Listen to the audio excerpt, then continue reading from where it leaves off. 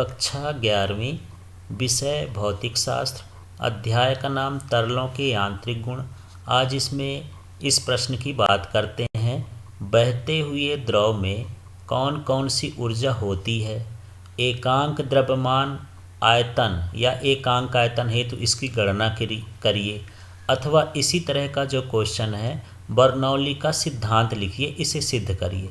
दोनों एक ही क्वेश्चन है, दो तरह से पूछता है। तो सबसे पहले बर्नौली का सिद्धांत होता क्या है इसकी बात कर लेते हैं। तो जब कोई आदर्श तरल धारा रेखी प्रवाहित होता है तो प्रत्येक बिंदु पर एकांक आयतन में कुल ऊर्जा नियत होती है। अब कुल ऊर्जा में क्या क्या ऊर्जा है, दाब ऊर्जा, गतिज ऊर्जा, स्थितिज ऊर्जा, इनका मान नियत होता है। तो यहाँ भी वही है कि P का मतलब ये दाब ऊर्जा हो गई, ये गतिज ऊर्जा हो गई, ये स्थितिज ऊर्जा, इसका मान क्या होता है, नियत होता है। तो यही है बर्नौली का सिद्धांत। अब हम बात करते हैं इसको सिद्ध करने की। तो सिद्ध करने के लिए हम यहाँ पर एक चित्र देख लेते हैं और इस चित्र को यहाँ पर समझते हैं। चित्र के बारे में नीचे लिखा है, उसी को पढ़ देना है। जैसे माना कोई आदर्श द्रव असमान परिच्छेद की नली में धारा रेखी प्रवाहित होता है। तो ये जो नली है ये असमान परिच्छेद की है, मतलब कहीं पर इसका भाग छोटा है, कहीं पर बड़ा है, तो असमान परिच्छेद की है। इसके अंदर जो द्रव भरता है ये कैसा है, धारा रेखी प्रवाहित होता है। अब इसमें जो द्रव भरा है उसका घनत्व तो क्या है, D है। अब इसमें हम दो क्षेत्र ले लेते हैं, ये पहला क्षेत्र हो गया और ये दूसरा क्षेत्र। तो मान लेते हैं ये वाला जो पहला क्षेत्र है और ये वाला हिस्सा क्या हो गया, दूसरा क्षेत्र हो गया। अब इनकी ऊंचाई देखते हैं। पहले क्षेत्र में ऊंचाई कितनी हो जाएगी, तो इनका ऊंचाई परिच्छेद का क्षेत्रफल वेग दाब। तो पहले भाग का देखते हैं। तो हमारे पास ऊंचाई कितनी होगी, h1, ये ऊंचाई हो गई h1। फिर दूसरे भाग की ऊंचाई क्या है, h2, ये दूसरे भाग की ऊंचाई हो गई। फिर परिच्छेद का क्षेत्रफल यहाँ क्या है, a1, और यहाँ क्या है, a2। तो यहाँ परिच्छेद का क्षेत्रफल a1 और a2 हो गया। फिर इसका हम वेग देख लेते हैं। तो इसका वेग क्या है, v1, और इसका वेग कितना है, v2। तो यहाँ पर वेग लिख दिए हैं v1 v2। फिर इसके बाद हम इसका दाब देखते हैं, तो p1 और ये हो गया p2। तो इस तरह से दाब लिख लेंगे p1 p2। अब क्या है, प्रारंभ में तरल BD पर है, माने तरल यहाँ पर है और फिर कहाँ पर है, यहाँ पर है। अब यदि डेल्टा T समय अंतराल बाद इसका जो स्थिति है ये तरल थोड़ा आगे बढ़ जाता है, तो ये कहाँ पर पहुँच गया, C में, और ये कहाँ पहुँच गया, E में। इसके लिए हमको कार्य करना पड़ता है। तो कितना कार्य करना पड़ेगा, तो कार्य बराबर है डेल W बराबर W1 माइनस W2। तो यहाँ से हम तरल को दे रहे हैं इसलिए W1 को प्लस में रखे हैं, और यहाँ तरल निकलेगा इसलिए W2 को माइनस में रख दिए हैं। अब आगे का देखते हैं इस सूत्र को। इसमें सूत्र में क्या है, तो कार्य बराबर होता है बल गुणे विस्थापन। आगे हम देखते हैं कि बल को क्या लिखा है, दाब गुणे क्षेत्रफल, ये बल का मान होता है। और विस्थापन बराबर होता है वेग और समय, वेग गुणे समय। तो एक सूत्र बन गया है, यहाँ पर देखते हैं डेल्टा W की जगह तो डेल्टा W लिखा है। अब इस सूत्र में देखते हैं दाब, तो दाब को क्या लिख दिए, P1। इसके बाद इसका क्षेत्रफल हो गया, तो ये हो गया A1। फिर इसका हो गया वेग, तो ये हो जाएगा V1। फिर समय हो गया डेल्टा T, तो डेल्टा T ये W1 के लिए हो गया, तो 1 लगा है। अब इसी तरह से हम इसमें देखेंगे दूसरे वाले भाग में। तो ये दाब हो गया, फिर इसका क्षेत्रफल हो गया, फिर वेग हो गया और समय डेल्टा T हो गया। अब यहाँ पर ये सब कुछ बदल के डेल्टा V कैसे बन गया, तो अब समझते हैं कि ये डेल्टा V कैसे बना। यहाँ जो ये वाला भाग है ये और ये, इसमें देखते हैं ये दाब गुणे आयतन कहला गया। तो दाब तो हमारे पास है, ये क्षेत्रफल और ये दूरी है V1। वेग और समय का गुणा करेंगे तो क्या बन जाता है, दूरी। फिर से देखते हैं, ये क्षेत्रफल और ये वेग गुणे समय बराबर हो गया दूरी। तो क्षेत्रफल में दूरी का गुणा करेंगे तो आयतन हो जाएगा, यहाँ भी क्षेत्रफल में दूरी का गुणा करेंगे तो आयतन। तो इसलिए यहाँ पर ये आयतन में परिवर्तन हो गया डेल्टा V।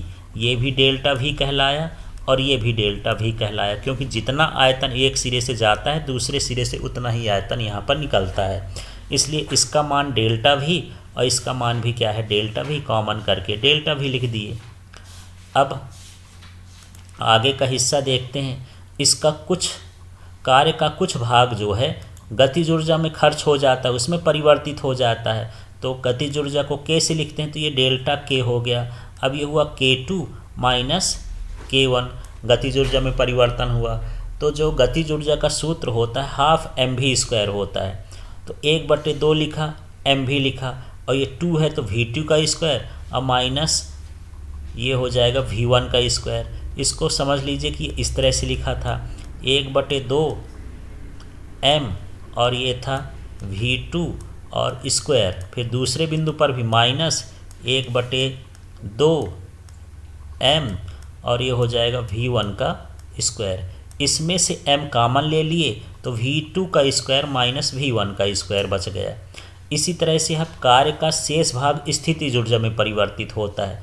मतलब जो यहाँ कार्य है दो भागों में बढ़ जाता है, एक गतिज ऊर्जा में और दूसरा स्थितिज ऊर्जा में। तो स्थितिज ऊर्जा को लिखते हैं U से, और इसका सूत्र होता है mgh। तो इसके लिए हो जाएगा mgh2। यहाँ पर ये समझ लीजिए ये हो जाएगा mgh2, और दूसरे जगह का हो जाएगा mgh1। अब यहाँ से यदि mg कॉमन ले लेंगे, mg कॉमन लेंगे तो ये बचेगा h2 माइनस h1। तो इस तरह से ये स्थितिज ऊर्जा हो गया। अब इसमें से हम आगे का देखते हैं ऊर्जा संरक्षण के नियम से। तो ऊर्जा संरक्षण के नियम से कार्य जो है वो दो भागों में बटा है, गतिज ऊर्जा में, स्थितिज ऊर्जा में।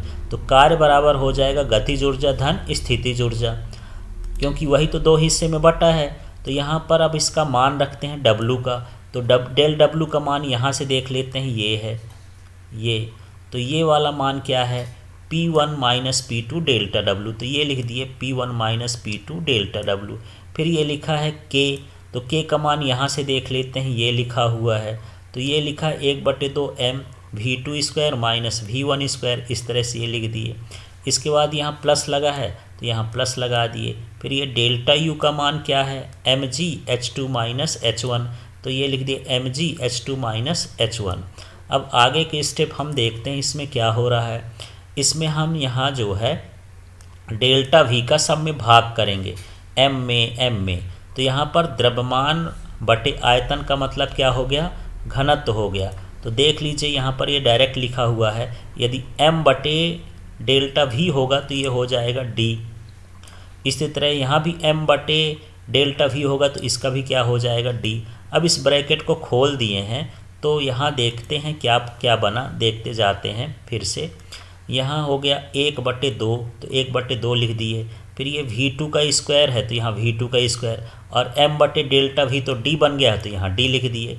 इसी तरह से अब दूसरा हिस्सा देखते हैं, इसका अंदर गुणा करेंगे तो 1/2 m, तो 1/2 हो गया, और ये m तो क्या बदल गया घनत्व में, और ये v1 का स्क्वायर। इसी तरह से ये जो हो जाएगा mgh2, और ये हो जाएगा mgh1, और m को किस में बदल दिए हैं, घनत्व में, तो उसकी जगह पर हम क्या लिख देंगे, d। अब अगले स्टेप में हमको क्या देखना है, इसमें जो एक एक नंबर वाले हैं उनको एक तरफ पक्षांतर कर लेते हैं। जैसे यहाँ P1 है, अब यहाँ इसमें इसका यदि हम पक्षांतर करेंगे, ये हम इधर की ओर लिख लिए हैं पक्षांतर करके, ये वाला तो माइनस में है तो प्लस में हो गया। फिर यहाँ पर हम इसका पक्षांतर कर ले हैं तो ये भी माइनस में और था तो प्लस में हो गया। अब हमारे पास क्या बचा, ये वाला 2 वाला और ये 2 वाला दोनों प्लस प्लस में हैं तो इसको हम और इसको उतार लिए, और माइनस P2 का पक्षांतर इधर कर लिए हैं तो ये P2 हो गया। तो अब हम ये देख रहे हैं कि एक तरफ पहले बिंदु पर ये जो दाब ऊर्जा है और ये गतिज ऊर्जा है और ये स्थितिज ऊर्जा है, इसका योग है। इसी तरह से दूसरे बिंदु पर दाब ऊर्जा, गतिज ऊर्जा, स्थितिज ऊर्जा का योग क्या हो गया, बराबर। तो हम कह सकते हैं कि प्रत्येक बिंदु पर जो कुल ऊर्जा होती है नियत होती है एकांक आयतन में, अर्थात दाब ऊर्जा और ये गतिज ऊर्जा और स्थितिज ऊर्जा द्रव की प्रत्येक बिंदु पर एक समान होती है। इनका योग जो है नियतांक होता है, और यही बर्नौली का प्रमेय है। धन्यवाद।